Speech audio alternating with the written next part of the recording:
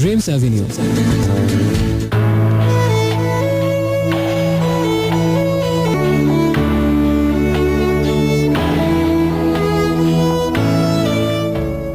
Hello, শুনছেন radio Amar 88.4 FM, আর শুনছেন এই মুহূর্তে আপনার সোলমেট অ্যান্ড আলটিমেট রেডিও মেট এবং মধ্যরাতের আগন্তুক বন্ধু আজকে আর শুক্রবার 11 এবং স্পেশাল একটা আয়োজন, যে আয়োজনটা শুধু আপনাদের জন্য এবং আপনাকে ভালো লাগা দেওয়ার জন্য। আপনার উইকেন্ডের একটা 3 ঘন্টা আমি নিয়ে নিয়েছি আপনার কাছ থেকে। পৃথিবীর বাকি সব কিছুকে ছুটি দিয়ে দিন একদম নিজের জন্য, আর নিজের কিছু কথা শেয়ার করার জন্য, সেই সাথে প্রিয় কিছু গান শোনার জন্য, এবং সেই সাথে আরো অনেক কিছু নিয়ে 3 ঘন্টা মাতিয়ে তুলুন, এবং আশা করছি ভালোই লাগবে আমার সাথে থাকতে রাত 2টো পর্যন্ত।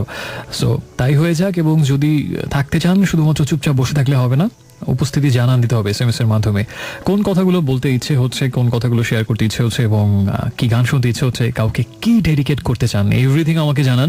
এবং জানানোর একটা ওয়ে, সেটা হচ্ছে যে আপনার মোবাইল ফোনের SMS অপশনে যেতে হবে, গিয়ে প্রথমে লিখতে হবে রেডিও আমার সংক্ষিপ্ত রূপ আর স্পেস দিয়ে আপনার নাম ধাম এবং তারপরে কথাগুলো, আর লিখে পাঠাবেন যে নাম্বারটা, সেটা হচ্ছে 6969। এই নাম্বারটাতে লাস্ট উইকটা ছিলাম না, সো 14 দিন পরে যেহেতু কথা হচ্ছে, আজকে অনেক কথা আশা করছি। এবং আজকের প্লেলিস্টের প্রথম গানটা আমি নিজেকে ডেডিকেট করতে চাই, বিকজ গত কয়েকদিন ধরে বা বেশ কিছুদিন ধরে আমার লাইফস্টাইল অনেক এরকমই, মানে প্রচণ্ড দৌড়ের উপরে থাকতে হচ্ছে এবং ভবঘুরের মতো একেবারে, কোথায় কখন থাকে তার কোনো ঠিক নেই এবং বিশ্রামের কোনোই বালাই নেই, খুবই একেবারে মেইল এক্সপ্রেস ট্রেনের মতো। So let's enjoy the first song Bhobaghure by cryptic fate. সাথে আছি, একটু পরে ফিরছি, এবং প্রস্তুতি নিন আমার সাথে কিভাবে থাকবেন মনের কোন কথাগুলো শেয়ার করতে করতে। Okay, so let's start the journey.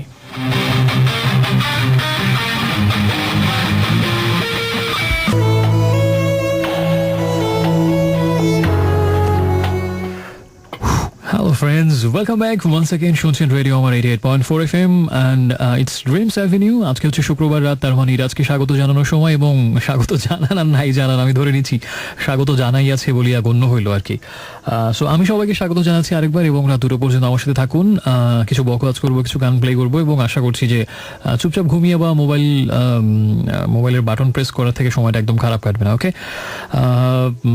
প্রথম যে 2টো গান আমরা শুনলাম, 2টো ছিল বেশ সুপার ব্রকিং নাম্বার। প্রথমটা ছিল ক্রিপ্টিক ফাইটের গান ভবঘুরে, এবং তারপরে ছিল মেগাডেথের একটা গান স্কিন অফ মাই টিথ। বেশ বহুদিন পরে গানটা শুনলাম কাউন্টডাউন টু এক্সটিংশন অ্যালবাম থেকে, এবং মেগাডেথের এই অ্যালবামটা অসম্ভব সুন্দর। এবং প্রথম যে অ্যালবামটা আমি মেগাডেথে শুনি এবং শুনে প্রেমে পড়ার মতো অবস্থা হয়েছিল, সেটা হচ্ছে এই অ্যালবামটা কাউন্টডাউন টু এক্সটিংশন। অনেকগুলো অসাধারণ গান ছিল, the title number, countdown to extinction, তারপরে symphony of destruction, foreclosure of a dream, skin of my teeth, sweating bullets, addicted to chaos, অনেকগুলো অসাধারণ গান ছিল।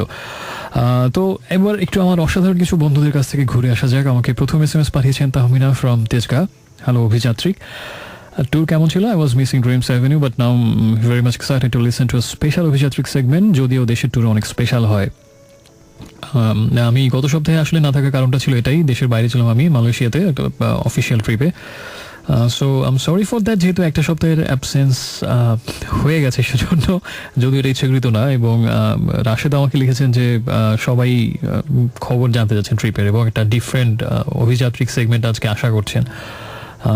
আশা করছি নিরাশ হবেন না। এবং আমাকে পরিস্বপ্ন লিখেছেন যে তিনিও একই রকম SMS করেছেন, and how much did you miss us there. এটা ফিল অনেক বেশি, বিকজ ওইখানে হচ্ছে ট্যাক্সি ক্যাবে উঠলেই হচ্ছে তারা FM রেডিও ছাড়ে, এবং প্রত্যেকটা ক্যাবের ড্রাইভারই দেখলাম বেশ রেডিও প্রেমিক। তারা হচ্ছে যে সারাক্ষণই রেডিওতে বিভিন্ন রকম গান শুনছে।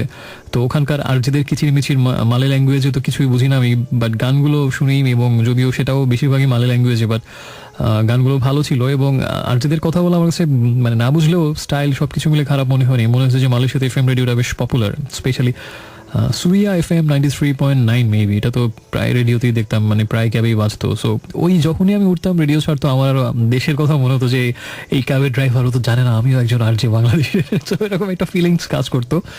আর বেশি ডেফিনেটলি আমার সব বন্ধুদের কথা মনে পড়তো যে না, নিশ্চয়ই আমি এখানে এরকম ক্যাবে শুনছি, ক্যাবে না হোক অন্য কোথাও বন্ধুরা আমাকে এভাবেই শোনে। So it was a great feeling actually.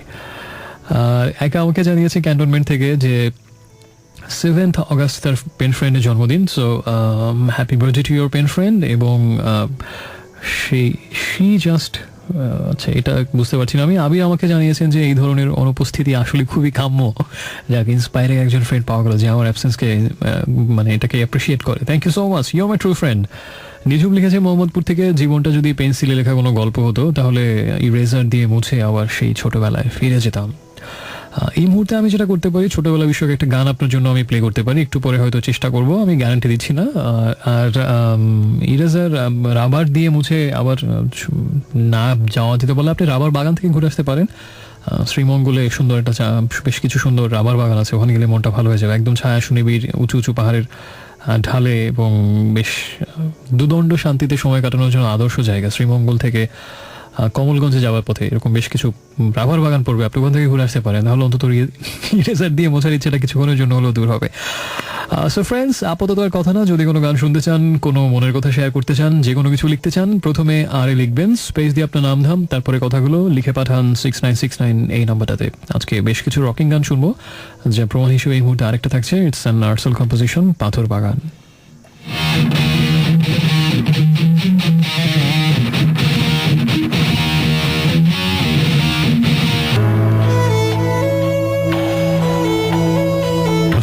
দেওয়ার জন্য আর 2টা পর্যন্ত থাকবো, আপনার প্রিয় কিছু গান প্লে করবো এবং সেই সাথে আপনার যে SMS এর মাধ্যমে যে কথাগুলো আমাকে জানাবেন বন্ধু ভেবে, সেগুলো শেয়ার করবো ডেফিনেটলি, এবং সবচেয়ে বাজে সলিউশনটা আমি দেবো, এইটুকু গ্যারান্টি আমি দিতে পারি।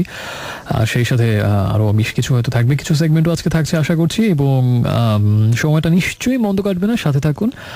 শুনছিলাম একটু আগে যে গানটা, সেটা হচ্ছে ড্রিম থিয়েটারের গান পুল মি আন্ডার এবং ইমেজেস অ্যান্ড ওয়ার্ডস অ্যালবাম থেকে, আর তার আগের গানটা ছিল আর্টসেলের গান পাথর বাগান, স্টোন গার্ডেন।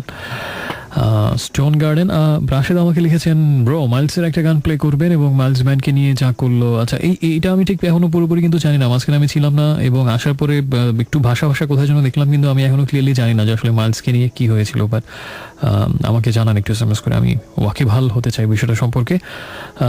জাকিয়া আমাকে জীবনের আচ্ছা, জাকিয়া SMS পাঠিয়েছেন, জীবনের বড় একটা অর্জন হচ্ছে শূন্যতা সৃষ্টি করতে পারা। বিশাল একটা কথা বলেছেন তিনি, খুবই সাংঘাতিক দুর্ধর্ষ বলেছেন।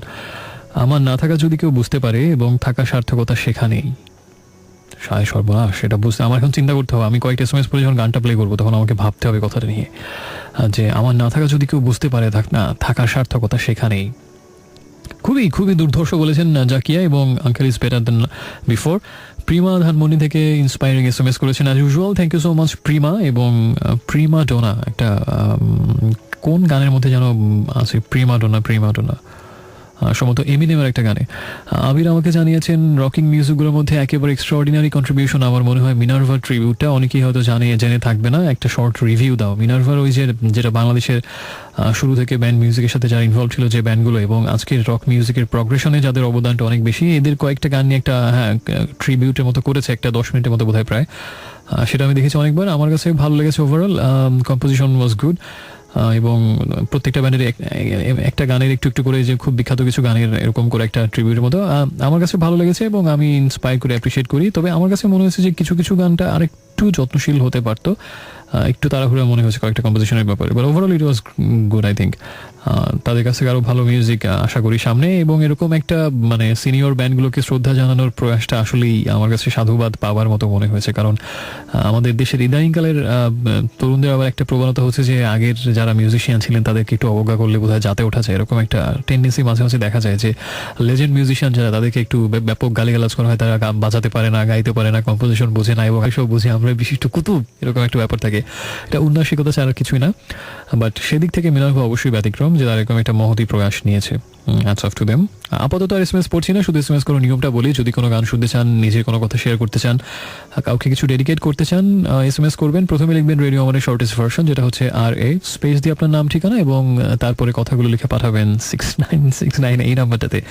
আদারওয়াইজ আমার মন কিন্তু অশান্ত হবে না, শান্ত হবে না, অশান্তই থেকে যাবে আজকে রাত 2টো পর্যন্ত। তা আমাকে শান্ত করুন আপনার SMS এর মাধ্যমে।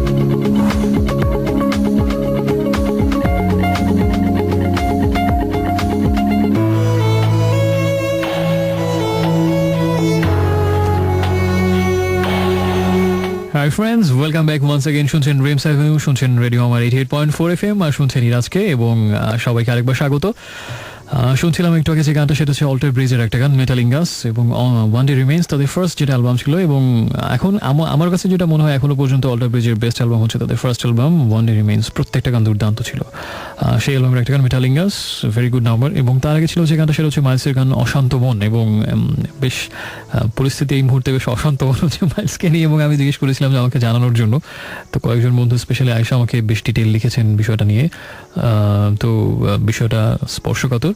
আমি সংক্ষেপে এক লাইনে আমার মন্তব্য জ্ঞাপন করছি। সেটা হচ্ছে যে আমার কাছে মনে হয় যে মানে ভারতের যে ব্যান্ডগুলো, তাদের বাংলাদেশের ব্যান্ডগুলোর পায়ের কাছে সেটা যোগ্যতা নেই। সো তারা মূল্যায়ন কাকে করলো না, এটা নিয়ে আসলে কিছু যায় আসে না।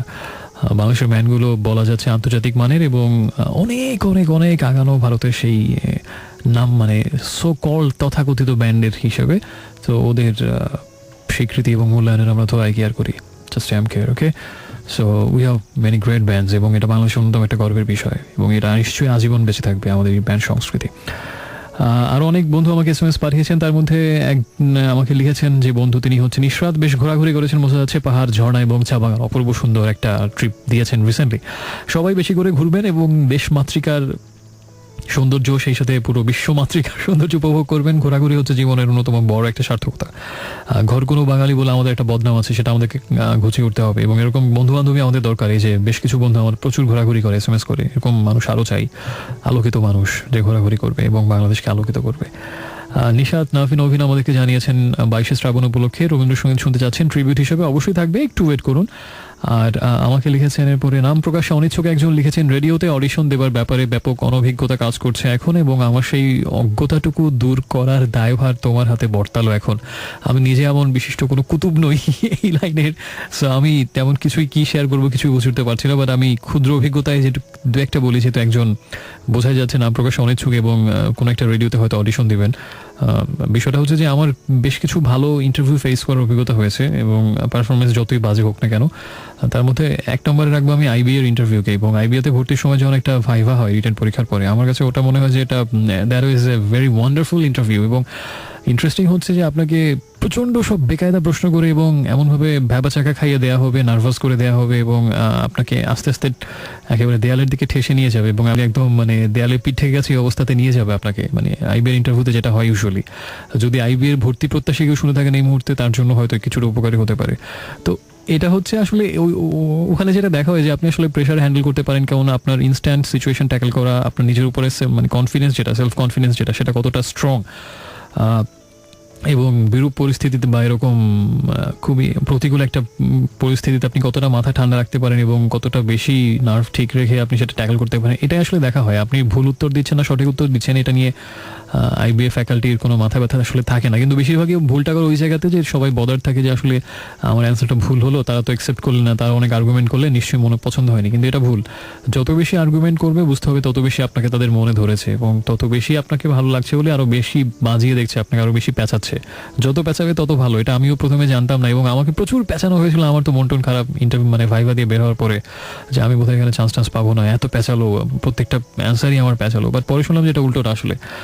সো এটা এই জন্য বললাম IBA ইন্টারভিউটা মানে ভাইভার কথা এই জন্য, বিকজ এই বিষয়টা কম বেশি সব ইন্টারভিউতে দেখা হয় যে আপনার ইনস্ট্যান্ট যে সেই নার্ভ কন্ট্রোল করার ক্ষমতা, প্রতিকূল পরিস্থিতি বা মুহুর্মুহু প্রেশার অ্যাটাক, এটা আপনি কতটা ভালোভাবে সামলাতে পারছেন। এবং এই অভিজ্ঞতা আমি যখন রেডিও আমার ইন্টারভিউ দিয়েছিলাম 2007-এ, বহু বছর আগে, সেই ব্রিটিশ আমলের কথা, যখন বাংলাদেশে উপনিবেশ শাসন আমল তখনও শেষ হয়নি, সেই সময়ের কথা। তো ওই ইন্টারভিউতে কিন্তু এরকম অভিজ্ঞতাটাই আমার হয়েছিল, এবং ওখানে 3 জন খুব কড়া মুখ নিয়ে বসেছিলেন, এবং আমি তো ওই দিন আরও অনেক বিশাল ব্যাপক ঘটনা ঘটেছিল রেডিওতে আসার আগ পর্যন্ত। আমি বলেছিলাম বোধহয় অনেকবার, অনেক দিন আগে যেহেতু বলেছি, নতুন প্রজন্মের শ্রোতারা হয়তো শোনেননি, সেজন্য বলি। তখন ছিলাম আমি চারুকলাতে দিনের বেলা, মানে আমার ইন্টারভিউটা ছিল মানে 3টা সাড়ে 3টার দিকে বা 4টার দিকে এরকম। তো আমি প্রথমে ঢাকা ভার্সিটি চারুকলার ওখানে গেলাম, ওখানে গিয়ে একটু তাংফাং করছিলাম আর কি। তো ওখান থেকে একবারে ইন্টারভিউ দিতে আসবার একটা প্ল্যান ছিল। তো চারুকলার উল্টা দিকে মোল্লার দোকান আছে একটা বিখ্যাত জায়গা, তো চারুকলার স্টুডেন্টরা ওখানেই খায়। তো সেখানে যখন খাচ্ছিলাম যে মুহূর্তে, ওই মুহূর্তে কতিপয় কাক আকাশ দিয়ে উড়ে যাচ্ছিল, এবং আমাকে দেখে মনে হলো যে না, এই গোবেচারা গোবর্ধন ছেলেটাকে একটু শান্তি বর্ষণ না করলেই নয়, এবং ছেলেটা জীবন ধন্য হোক, পুণ্যময় হোক, এই ইচ্ছা থেকে উড়ন্ত কাকেরা শান্তি বর্ষণ করলেন আমার ঘুমন্ত অবয়বে। এবং খুব মানে মোটামুটি আয়রন টারন করা একটা শার্ট টার্ট পরে বের হয়েছিলাম যে আজকে ইন্টারভিউয়ের দিন, একটু ফিটফাট বেশে যাওয়া উচিত। তো সেই শার্টের উপরে শান্তি বর্ষিত হলো, এবং আমি ধন্য হলাম, পুলকিত হলাম, কৃতজ্ঞতায় আবেগে আমার হৃদয় মথিত হলো। এবং উড়ন্ত কাকেদের প্রতি আমি উড়ন্ত ভালোবাসা নিক্ষেপ করলাম মন থেকে, নিভৃত অন্তঃস্থল থেকে একদম।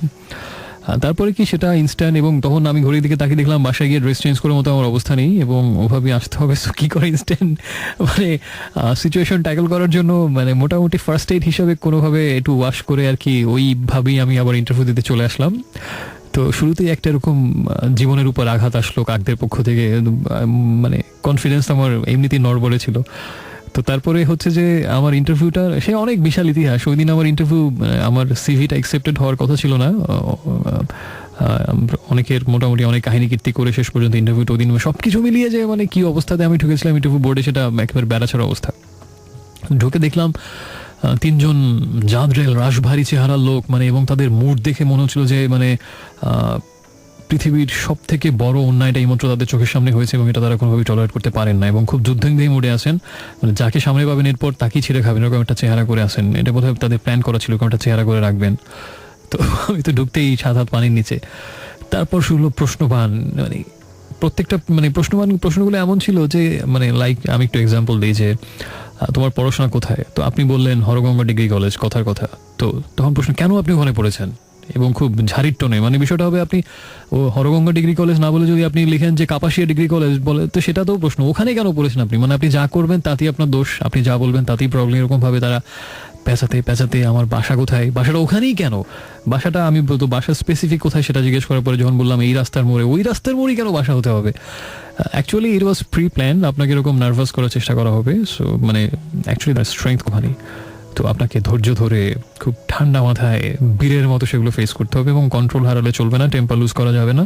অনেক অকওয়ার্ড প্রশ্নও করা হবে যেগুলো শুনলে মনে হবে উঠে গিয়ে একটা থাবড়া দিই ওনাকে, কিন্তু খুব ঠান্ডা মাথায় হাসি মুখ চাটপানা মুখ করে রাখতে হবে এগুলো। হ্যাঁ, এগুলো সবই হচ্ছে আসলে ইন্টারভিউয়ের পার্ট। সো এইটুকু আমি বললাম, বাকি সব কিছু আশা করছি আপনি সামলে নেবেন। জাস্ট নার্ভ এবং টেম্পারামেন্ট এবং সেলফ কনফিডেন্স এগুলো অনেক বেশি ইম্পর্টেন্ট যে কোনো ইন্টারভিউতে, শুধুমাত্র রেডিও না, যে কোনো জবের ইন্টারভিউতে এটা আসলে ইম্পর্টেন্ট। এবং বিসিএস পরীক্ষার ইন্টারভিউতে যখন আমি ফেস করলাম সেখানেও এটা কাজে লেগেছিল। অলমোস্ট সেম এক্সপিরিয়েন্স সব জায়গাতে। আসলে ওরা একদম চেষ্টা করবে আপনাকে দেয়ালে নিয়ে ঠেকানোর জন্য। আপনি চাঁদপানা মুখ করে ভালো মানুষ, কিছুই খেতে জানেন এরকম একটা ভাব ধরে আবার সব কিছু খুব স্মার্টলি ডিল করতে, ধরি মাছ নাচুই পানি। বিশাল কাহিনী হয়ে গেল ইন্টারভিউ নিয়ে, আর কোনো কথা না। তবে এত সময় নিয়ে জন্যই বললাম এটা হয়তো কোনো না কোনো ব্যক্তির কাজে আসতেও পারে, উপকার আসতে পারে। যদি আসে ধন্য হবো। আর আপাতত SMS পড়ছি না, SMS করার নিয়মটা একটু মনে করে দিই। যদি কিছু লিখতে চান নিজে মনের কথা, গানের রিকোয়েস্ট, প্রথমে লিখবেন রেডিও আমাদের শর্টেস্ট ভার্সন, যেটা হচ্ছে RA স্পেস দিয়ে আপনার নাম ঠিকানা এবং তারপরে কথাগুলো লিখে রাখবেন 6969 এই নাম্বারটাতে। যে গানটা প্লে করবে এই গানটা আমার বেশ ভালো লাগার একটা গান এবং রিসেন্টলি এই গানটা অনেকবার শোনা হয়েছে এবং ইন্টারেস্টিং হচ্ছে আমার পুরো মানে মালয়েশিয়া ট্রিপে এই গানটা ঘুরে ফিরে বারবার এসছে। বিকজ প্লেনে যখন যাচ্ছিলাম তখন ওই মিউজিক লিস্টে খুঁজতে খুঁজতে এই গানটা পেলাম। এই গানটা অনেকবার শুনেছি যাওয়ার পথে এবং ইন্টারেস্টিং হয়েছে যাওয়ার পরে যখনই কোনো ক্যাফেতে বা যখনই কোনো জায়গাতে গিয়েছি ওখানে মিউজিক প্লে হচ্ছে, এই গানটা কীভাবে যেন দেখলাম ওখানেও চলে আসছে, আসার পথেও শুনলাম এবং বেশ অনেকবার শুনলাম। আমার কাছে গানটা খুব মনে হয়, এবং স্যাম স্মিথের গানের যেটা বৈশিষ্ট্য আমার কাছে মনে হয় খুব সুদিং, খুব সফট, কুল, রিফ্রেশিং মিউজিক আমার কাছে মনে হয় স্যাম স্মিথের। সো যে গানটা শুনবো সেটা হচ্ছে I am not the only one. Okay, so I am not the only one maybe, but tonight let me be the one. Okay, be with me. Okay, I'm in a bit of a rush, but Okay, yeah, that's fine. Give me a kiss.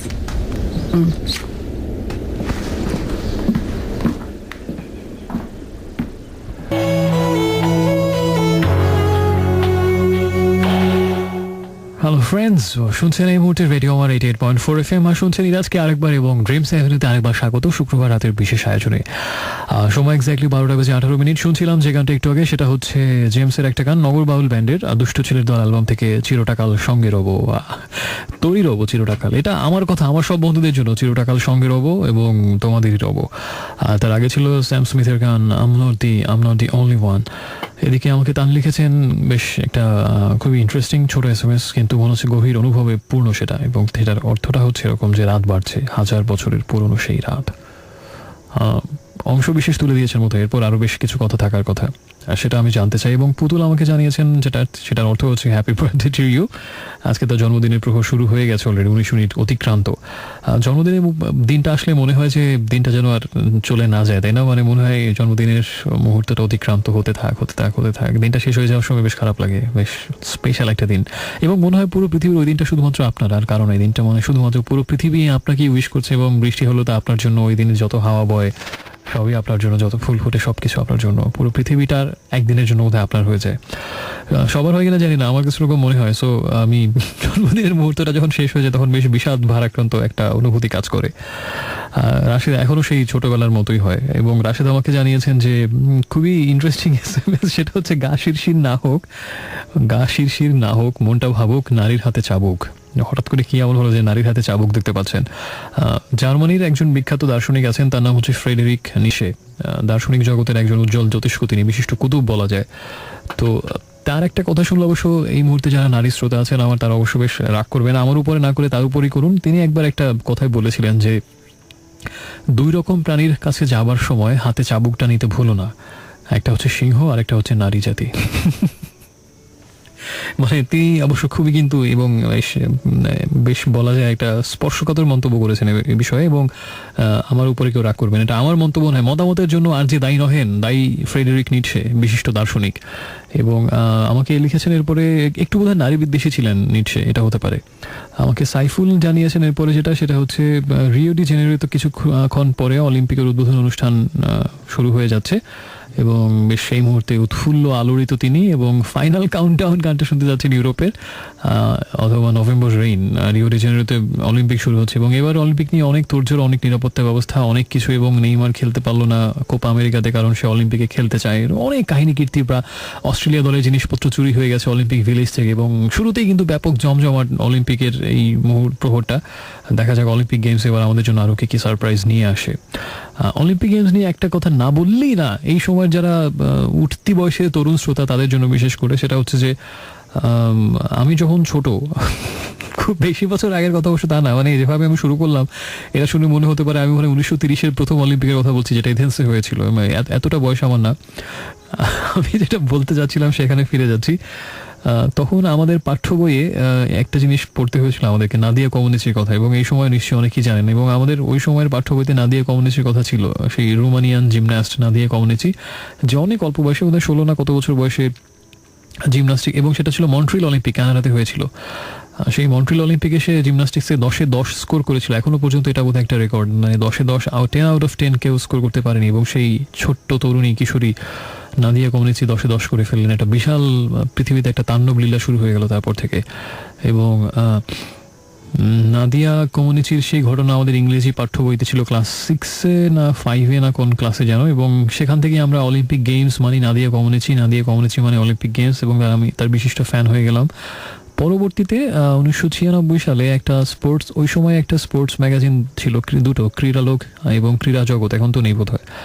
তো ওটার একটা সংখ্যা পড়তে দেখলাম, দুঃখের সাথে অতীব হৃদয়ে ভারাক্রান্ত বিষাদগ্রস্ততার সহিত লক্ষ্য করিলাম যে নাদিয়া কমনিচির বিয়ে হয়ে গেছে। এবং সামথিং নামটা আমার পুরোপুরি মনে নেই, এবং তার সাথে হাস্যোজ্জ্বল ছবি। হৃদয় ভেঙে আমার খান হয়ে গিয়েছিল সেদিন।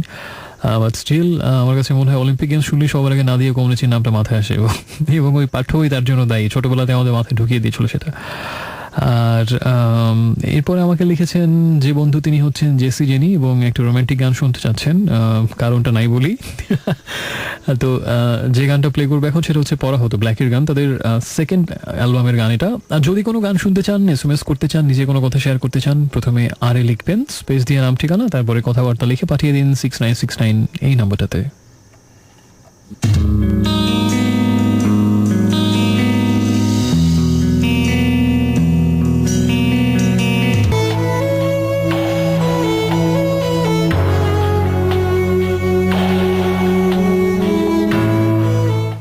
Friends, welcome back once again. শুনছেন রেডিও আমার 88.4 FM, আর এই মুহূর্তে আপনার soulmate and ultimate radio mate Iraj আরেকবার স্বাগত জানাচ্ছে আপনাকে ড্রিমস অ্যাভিনিউ শোনার জন্য। এবং শুনছিলাম একটু আগে যে গানটা, সেটা হচ্ছে একটা অ্যাকসেন্ট এবং এডওয়ার্ড মায়ের একটা joint combination, joint production, that's my name. আর আমাকে এই ব্যাপারে আবির লিখেছেন যে এই ধরনের ইলেকট্রিক্যাল মিউজিক তুমি সচরাচর প্লে করো না, এবং করেছো দেখে ভালো লাগলো, এবং এই জনরাতে অ্যাকসেন্টটা সবচেয়ে ভালো লাগে।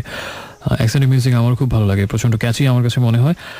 ইলেকট্রিক্যাল বা টেকনো আমি খুব বেশি প্লে করি না, মাঝে মাঝে প্লে করি, তবে খুব বেশি আরও প্লে করতাম।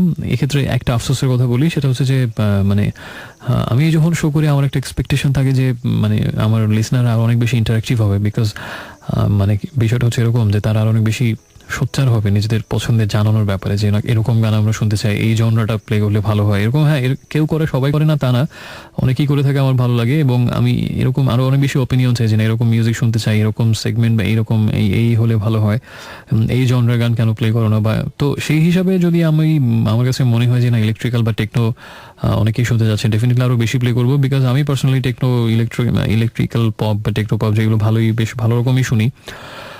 সো প্লে করতে পারলে আমার ভালো লাগবে। এবং অ্যাকসেন্ট ডেফিনেটলি অনেক ভালো কম্পোজার, আর সেই সাথে আরও কয়েকজন ভালো কম্পোজার আমার কাছে মানে তাদের কম্পোজিশন এই ধরনের গানের মধ্যে আমার ভালো লাগে, যেমন French composer David Guetta, specially euro 2016 তার থিম মিউজিকটা তার করা ছিল। ডেভিড গেটা খুব ভালো composer, French composer and DJ. এবং আরেকজন আছেন নেদারল্যান্ডের পিটার ফন বুরেন, এবং উনি হচ্ছে টোটাল 5 বার ওয়ার্ল্ডের বেস্ট ডিজে সিলেক্টেড হয়েছিলেন পিটার ফন বুরেন। তার কম্পোজিশন আমার কাছে বেশ ভালো লাগে। তো এরকম আরও কয়েকজন আছে, ডেফিনেটলি মাঝে মাঝে আমি প্লে করবো হয়তো। আর আমাকে লিখেছেন নীলু ঢাকা থেকে, সেই ডিসেম্বর থেকে আপনি ওয়েট করছেন, তো কেন শোনেননি কেন? আমি তো ডিসেম্বরের পরে শো করিনি, বিষয়টা এমন না, হয়তো আপনি ফ্রাইডের বিষয়টা জানতেন না। সে যাই হোক, আমি আর কথা না বাড়িয়ে অন্য একটা জায়গাতে চলে যাচ্ছি। অভিযাত্রী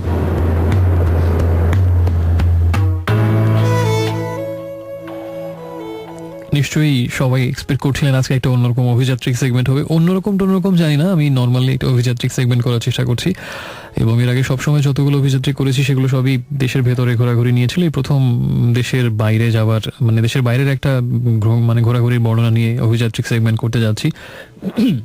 দুঃখিত।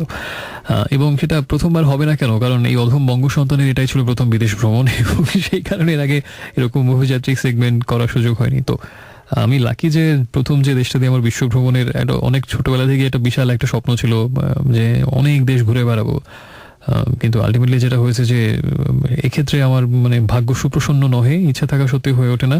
এই প্রথম একটা অফিসিয়াল ট্রিপের মাধ্যমে সেটা সুযোগ হলো, এবং এছাড়া খুব বেশি হওয়ার সুযোগ নেই, কারণ আমি যে জবে আছি সেখানে বাইরে যাওয়ার বিষয়টা খুব রেস্ট্রিক্টেড, সহজে পারমিশন পাওয়া যায় না।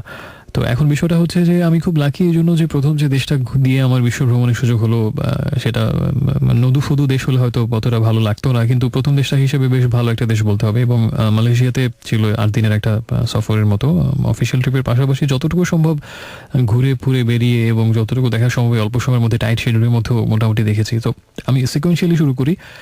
জুলাই 24 স্টার্ট করলাম ঢাকা থেকে, এবং ওই দিন হচ্ছে ওখানে বিকেলে গিয়ে নামলাম 24 জুলাই বিকেলবেলাতে কুয়ালালামপুর ইন্টারন্যাশনাল এয়ারপোর্টে। ফার্স্টে হচ্ছে যাওয়ার পথটা একটু বর্ণনা না করলেই না, কারণ অসম্ভব সুন্দর একটা, সেটা হচ্ছে যে যদি আকাশপথে আমি রুটটা করি, প্রথমে বাংলাদেশের হয়ে তারপরে মিয়ানমারের উপর দিয়ে থাইল্যান্ড হয়ে দেন মালয়েশিয়াতে সেটা মানে ফ্লাইট যায়। সো যখন থাইল্যান্ডের উপরে থাকে, এবং থাইল্যান্ডের হচ্ছে খুব সুন্দর একটা জায়গা বিখ্যাত, এবং ওই রিজিয়নটার উপর দিয়ে হচ্ছে প্লেনের রুটটা, এবং আপনি যদি এবং প্লেন জার্নির ব্যাপারে একটা ইন্টারেস্টিং বিষয় হচ্ছে যদি জানালার পাশে আপনি বসেন, সবার ক্ষেত্রে হয়তো সত্যি না, কিন্তু যদি আপনি নেচার লাভার হন অবশ্যই জানালার পাশের সিটটা, বোর্ডিং পাস যখন নেবেন রিকোয়েস্ট করে যেভাবেই হোক জানালার পাশের সিটটা নেবেন। আদারওয়াইজ যদি আপনি দীর্ঘ বিমান যাত্রায় মাঝখানে বসেন আইলে, অথবা যেখান থেকে কিছুই দেখা যায় না, খুবই বোরিং একটা জার্নি, কিন্তু আবার এটাই একেবারে পাল্টে যায় জানালা পাশে সিট হলে, ভিউটু দেখা যায় উপর থেকে। এবং আমি চেষ্টা করি যেভাবেই হোক ছলে বলে কলে কৌশলে জানালা পাশে বসার, এবং পুরোটা পথে আমি ওই জানালা দিয়ে দৃশ্য দেখতে দেখতেই আসা যাওয়া করি। বেশিরভাগ সময় এরকমই হয়েছে। সো এবারও তাই ছিল। তো এবার এটা খুব ইন্টারেস্টিং ছিল, সেটা হচ্ছে যে আমরা যে 3 জন ছিলাম, 3 জনই ছিল আবার নেচার লাভার। আমরা যে পাশাপাশি যে 3 জন ছিলাম, আমার 2 জন কলিগ এবং আমি, এবং যার কারণে হলো যে জানালা পাশে সিট নিয়ে বেশ মারামারির মতোই হয়েছে প্লেনের ভিতরে, যে কে কতক্ষণ বসবে, এবং টানা হেসরা রীতিমতো প্লেনের ভিতরে, যে না তোমার সময় শেষে এবার আমাকে বসার সুযোগ দিতে হবে। তো এক্ষেত্রেও আমি লাকি ছিলাম যে সবচেয়ে সুন্দর যে অংশটুকু, সেই অংশটুকু আমার ভাগ্যে পড়েছিল, এবং ওই অংশটা আমি এখন বলতে যাচ্ছি। সেটা হচ্ছে ফুকেট রিজিয়নের বা থাইল্যান্ডের ওই উপকূলবর্তী অঞ্চলের উপর দিয়ে যখন যায়, তখন আপনি অবশ্যই জানালার পাশে সিটটালে দেখতে পাবেন, নিচের দিকে যদি তাকান, যাচ্ছেন হঠাৎ করে দেখবেন যে একদম চোখের সামনে দৃশ্যপট পাল্টে গেল, একদম সবুজ রঙের পানি দেখছেন নিচে, এবং মাঝে মাঝে আবার সেটা নীল, মাঝে মাঝে খুব অসম্ভব সুন্দর সবুজ রঙের পানি, এবং ওটাই হচ্ছে আসলে ধরে নেবেন আপনি সেই থাইল্যান্ডের উপকূল দিয়ে যাচ্ছে, স্পেশালি ফুকেট ওই অঞ্চলের আশপাশ দিয়ে, এবং মাঝখানে সাগরের মাঝখানে অসংখ্য ছোট বড় দ্বীপ এবং প্রচুর দ্বীপ, শত শত দ্বীপ আর কি, এবং দ্বীপের আশপাশে সেই সবুজ পানি, নীল পানির খেলা অদ্ভুত সুন্দর, এবং মন্ত্রমুগ্ধ হয়ে আপনাকে তাকিয়ে থাকতে হবে উপর থেকে, এবং মনে হবে যে যদি কোনো মতে একবার ঝাঁপ দিয়ে সেই সবুজ পানিতে একটা অবগাহন করে আবার উঠে আসে যেত, বিষয়টা খুব ভালো হতো। এবং অজস্র দ্বীপ এবং তার মধ্যে সবুজ নীল পানির রং দেখতে দেখতে আস্তে আস্তে আপনি সেই থাইল্যান্ডের উপকূলবর্তী এলাকাগুলো থেকে দেন মালয়েশিয়াতে ঢুকবেন, এবং সেখানে ওরকম সৌন্দর্যের নীল সাগর একদম বিস্তৃত, এটা দেখতে দেখতে আপনি অবশেষে মালয়েশিয়ার ভূখণ্ড হয়ে, এবং ভূখণ্ডের উপর দিয়ে যখন প্লেনটা যাবে তখন হচ্ছে আবার স্পেশালি কুয়ালালামপুরের কাছাকাছি তখন হচ্ছে যে দেখবেন যে একদম জ্যামিতিক ডিজাইনের মতো একদম মাঠের উপরে ডিজাইন করে, এবং খুব সুন্দরভাবে মাঠগুলো সাজানো, এবং সেখানে একই রকমের স্ট্রাকচার বা টেক্সচার আপনি দেখতে পাবেন। এর কারণটা হচ্ছে বেশিরভাগ অংশ জুড়েই পাম গাছের চাষ করা হয়, এবং ওগুলোর উপর থেকে প্রথমে বোঝা যায় না, এবং মনে হয় কি নিপুণ ডিজাইনে একেবারে জ্যামিতিক স্কেলিং এর মাধ্যমে এত সুন্দর সুন্দর করে মাঠগুলো সাজানো হয়েছে। তো এগুলো দেখতে দেখতে আপনি অবশেষে কুয়ালালামপুরে নামবেন। কুয়ালালামপুর ইন্টারন্যাশনাল এয়ারপোর্ট, বিশাল এয়ারপোর্ট এবং দুটো টার্মিনাল, অসম্ভব সুন্দর এয়ারপোর্ট, খুব সাজানো গোছানো, ছবির মতো তকতকে ঝকঝকে ফকফকে, এবং সবকিছুই সেখানে একদম বেশ ভালো ব্যবস্থা। এবারে সেখান থেকে তো আপনি এই জার্নিটা শুরু হলো, কুয়ালালামপুরে প্রবেশ করলেন এয়ারপোর্ট থেকে শহরের দিকে। প্রথমে মুগ্ধ হয়ে যেতে হবে, শুরুতেই বলে নেওয়া ভালো, খুব ছবির মতো সুন্দর দেশ মালয়েশিয়া, এবং শহরগুলো যেমন সুন্দর, ন্যাচারাল বিউটি সুন্দর, একেবারে মনে হচ্ছে যে ছবির স্বর্গ থেকে স্বর্গীয় সৌন্দর্যে ভরপুর এবং বাধাই করা। রাস্তাঘাট সবকিছু এত সাজানো এবং এত সুন্দর, এত প্রশস্ত, শুরুতে আপনার ভালো উপায় নেই। তো যে আমাদের যিনি গাইড ছিলেন তিনি এয়ারপোর্ট থেকে বারবার বলছিলেন যে এই সময়টা প্রচন্ড জ্যাম হয়, শহরে যেতে অনেক কষ্ট হবে জ্যামের মুখোমুখি। তো যে জ্যাম ফেস করলাম ওটা আসলে মানে আমরা যারা ঢাকা থেকে অভ্যস্ত, ওই জ্যাম কোনো জ্যামই না। তো সেই তথাকথিত নামমাত্র জ্যাম ফেস করে অবশেষে কুয়ালালামপুরের প্রাণকেন্দ্রে। এবং আরেকটি ইন্টারেস্টিং বিষয় হচ্ছে যে প্রচুর হাই রাইজ বিল্ডিং, মানে বেশিরভাগ ওখানে হাই রাইজ বিল্ডিং, বিল্ডিং খুব বেশি নেই। সেই হাই রাইজ বিল্ডিং দেখতে দেখতে বা সুন্দর রাস্তাঘাট, এবং একপাশে আবার গাছপালা, মানে প্রকৃতিকে তারা বিসর্জন দেয়নি, যেমন খুব সুন্দর করে হাই রাইজ বিল্ডিংগুলো বানানো হয়েছে, রাস্তাঘাট বানানো হয়েছে, এবং 2 তলা 3 তলা ফ্লাইওভার, এবং একটার উপর 3 তলা 4 তলা রাস্তা, একটার উপর আরেকটা চলে গেছে। এগুলো যেমন আছে ঠিক আবার রাস্তার পাশে খুব সুন্দর করে সবুজ একদম বনের মতো সেই প্রকৃতিকেও রেখে দেওয়া হয়েছে, দুটোই পাশাপাশি আপনি পাবেন। এবং এভাবে কুয়ালালামপুরের কাছাকাছি যেতে যেতে হঠাৎ করে আপনার সেই বিখ্যাত টুইন টাওয়ারের ছবি ভেসে উঠবে একটা সময়, এবং তারপর থেকে যখনই যে মোড়ই আপনি ঘোরেন না কেন, যে বাকেই আপনি যান না কেন, ওই টুইন টাওয়ার আপনাকে মানে সব জায়গা থেকে ওটা দেখা যায়, এত উঁচু, এবং বিশ্বের 7ম উঁচু দালান সেটা। এবং টুইন টাওয়ার মানে দুটো বিল্ডিং পাশাপাশি হিসাব করলে বিশ্বের সবচেয়ে উঁচু টুইন টাওয়ার, সেটা 492 মিটার প্রবাবলি তার হাইট, এবং 88 তলা এরকম একটা, আমি এই ডাটাটা অ্যাকুরেট না, এরকমই কাছাকাছি হবে অ্যাপ্রক্সিমেটলি। তো সেই দেখবেন, এবং রাতের বেলা তার সৌন্দর্য অন্যরকম থাকে, মানে শত শত হাজার হাজার বাতি সেখানে ঝলমল করে, এবং অনেক দূর থেকে খুব উদ্ভাসিত লাগে দেখতে, বেশ দারুণ একটা দৃশ্য বলতেই হবে। তো এভাবে সেই সৌন্দর্য দেখতে দেখতে অবশেষে কুয়ালালামপুরে প্রাণকেন্দ্রে পৌঁছালাম, এবং সেই লাকিলি টুইন টাওয়ারের একদম কাছেই ছিল আমাদের যে হোটেলটা, সেটা করাস হোটেল। টুইন টাওয়ার থেকে হেঁটেই 2-3 মিনিট লাগে, এতটা কাছে। সেখানে গিয়ে পৌঁছলাম, এবং মোটামুটি একটু ফ্রেশ হয়েই হাঁটতে বের হলাম। তখন অবশ্য অনেক রাত হয়ে গেছে, ইমিগ্রেশন পার হতে হতে সবকিছু কমপ্লিট করতে করতে অলমোস্ট হোটেলে যখন পৌঁছলাম তখন বোধহয় রাত 10:30টার মতো এরকম, সব ঝামেলা সেরে। তো পেটে কিছু দানা পানি দেওয়ার জন্য বের হলাম। হোটেলের সামনে একটা রেস্টুরেন্ট ছিল, পেলিতা। তো এবং ইন্টারেস্টিং হচ্ছে, আপনি মালয়েশিয়াতে যেখানেই খেতে যাবেন, সেটা 5 স্টার হোক অথবা একেবারে 1 স্টার হোক, অথবা আল সালা দিয়ে ঢাকা যেখানেই হোক না কেন, এবং বাংলাদেশি ওয়েটার আপনি পাবেনই, এবং সেও আপনাকে দেখে কীভাবে যেন বুঝে ফেলবে যে আপনি বাংলাদেশি, এবং বাঙাল গন্ধটা আপনি দূর করতে পারবেন না, যার ফলে সে আপনাকে দেখে ছুটে আসবে উদ্বাহু হয়ে, এবং বেশ শুরুতেই নিজের মাতৃভাষায় বাতচিত করতে পেরে আপনি বেশ আত্মশ্লাঘা অনুভব করবেন ডেফিনেটলি। তো সেখানে কিছুটা খেয়ে আমরা 2-3 জন কলিগ নৈশ ভ্রমণে বের হলাম, হাঁটতে হাঁটতে। সেই তখন প্রায় 11:30টার মতো বাজে, 11:30-12টা এরকম হয়ে গেছে তখন অলরেডি। ইন্টারেস্টিং হচ্ছে যে একটু কনফিউজ ছিলাম যে এখানকার সিকিউরিটি কেমন, যেহেতু হাতে ক্যামেরা মোবাইল ফোন আছে। তো সেই বাংলাদেশি ওয়েটার ভাইদেরকে জিজ্ঞেস করলাম, তারা বললেন সিকিউরিটি ফার্স্ট ক্লাস, টেনশনের কোনো কারণ নেই। এবং আসলে দেখলাম তো এই রাস্তাঘাট একেবারেই ফাঁকা, তেমন খুব একটা ভিড় নেই। মাঝে মাঝে ওখানকার চ্যাংরা প্যাংরা ইয়াং ছেলে পেলে আর কি, মানে খুব দ্রুত গতিতে, বাংলাদেশেও যেটা হয় রাতের বেলা ফাঁকা রাস্তায় গাড়ি নিয়ে বের হয়, ওখানেও সেটা হচ্ছে। এবং এছাড়া খুব বেশি গাড়ি নেই, এবং অনেক প্রশস্ত রাস্তার ভিড়ভাড় একবারই নেই, খোলামেলা। এবং সেই টুইন টাওয়ারের সামনে গিয়ে পৌঁছানোর পরে অবশেষে সামনে থেকে এত কাছ থেকে সেই আলো উদ্ভাসিত টুইন টাওয়ারের সৌন্দর্য আসলেই সত্যি উপভোগ্য। সেখানে অনেকক্ষণ ঘুরে টুরে আরও বেশ, এবং এর ওই প্রথম রাতে আমার সেখানকার সব পথঘাট রাস্তাঘাট এবং সেই হাই রাইজ বিল্ডিংয়ের আলো ঝলমলে নিয়ে এত বেশি ভালো লেগেছিল। এরপর আমি যতদিন ছিলাম প্রতিদিন প্রায় রাতের বেলা একটা কাজ করতাম।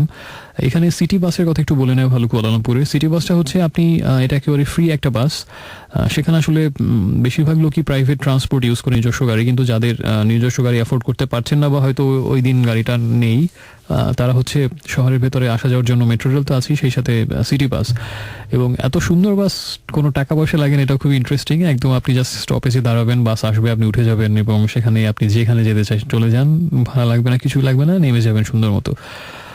সেই সিটি বাসে চড়ে আমি যেটা প্রায় করতাম, শহর পরিভ্রমণে বের হতাম। যেহেতু আমি পুরো শহরটাই দেখতে চাই, স্পেসিফিক কোনো ঠিকানা নেই, একটা স্টপেজ থেকে উঠে বসতাম, পুরো ঘুরে টুরে আবার শুরু এখানে নামিয়ে দিয়ে যেত। মাঝখান দিয়ে যেটা হতো যে খুব সুন্দরভাবে শহরটা দেখা যেত এবং রাতের বেলা শহরের সৌন্দর্য বেশ হইচই হট্টগোল। এবং ইন্টারেস্টিং হচ্ছে আবার এই বাসগুলো আবার ওয়াইফাই সুবিধা ফ্রি, সো অনেকেই দেখতাম ব্রাউজ করছে আবার, এবং আপনি ভাড়াও লাগছে না, উল্টো আপনি ইন্টারনেট ইউজ করছেন এবং পুরো শহর ঘুরে দেখছেন। এটা খুব ইন্টারেস্টিং আমার জন্য হতো, প্রায় এটা করতাম আমি। তো প্রথম দিনের ইয়ে তো গেল। দ্বিতীয় দিন আমার যেটা হলো, সারাদিন তো ট্রেনিং ছিল, ট্রেনিং করে আর কি। তারপরে সন্ধ্যাবেলাতে ওই দিন খুব বেশি আর সময় পাওয়া যায়নি। তো যেহেতু বেশি সময় দূরে কোথাও যাওয়া যাচ্ছে না, সময়টা ভাবলাম যে মালয়েশিয়ার মানে কুয়ালালামপুরের শপিং মলগুলোর অনেক সুনাম শোনা যায়, খুবই লাক্সারিয়াস, খুবই বাংলা ভাষায় পোস্পাস সমৃদ্ধ। তো সেগুলোতে স্পেশালি ফারেনহাইট 88, প্যাভিলিয়ন, তারপরে KLCC এবং টাইমস স্কয়ার, এগুলো বেশ স্বনামধন্য শপিং মল সেখানে। এবং শপিং করুন আর নাই করুন, না করার সম্ভাবনা বেশি, বিকজ যদি প্রচুর টাকা পয়সা নিয়ে না যান ওখানে আপনি একেবারে হাত খালি হয়ে যাবে, কারণ সবগুলো হচ্ছে ব্র্যান্ডেড শপ এবং ওয়ার্ল্ডের এমন কোনো রিনাউন্ড ব্র্যান্ড নেই যেখানে যেগুলোর ব্রাঞ্চ ওই মার্কেটগুলোতে নেই। কেনার থেকে দেখা ভালো। এবং আমিও সেই পলিসি বেছে নিয়েছিলাম যে কিনতে গেলে রেস্ট পকেটে যা আছে সব ফতুর হয়ে যেতে হবে, সো সুন্দর মতো দেখতে তো সমস্যা নেই এবং দেখাটাও খুব ইন্টারেস্টিং, বিকজ টপ ব্র্যান্ডগুলোর কালেকশন। এবং এটা আপনি যদি ফ্যাশন সম্পর্কে আপনার বেশ নেক থাকে বা আপনি ইন্টারেস্টেড হন বা কিউরিয়াস হন, ডেফিনেটলি আপনার চোখের ক্ষুধা অন্তত কিছুটা হলেও মিটবে। এবং দেখার মতো অনেক ভালো জিনিস আছে এবং সবচেয়ে ভালো লাগবে, মলগুলো আসলেই সত্যি সুন্দর এবং মাঝখানে আবার গ্যাপ দিয়ে খাবার জায়গা এবং কোথাও আসলে খুব বেশি হইচই ভিড় নেই, সব কিছুর মধ্যে একটা সাজানো গোছানো এবং নিরিবিলি একটা ব্যাপার আছে। এত ভিড়ের মধ্যেও আবার মনে হচ্ছে যে খুব বেশি ভিড় নেই, এরকম একটা ব্যাপার।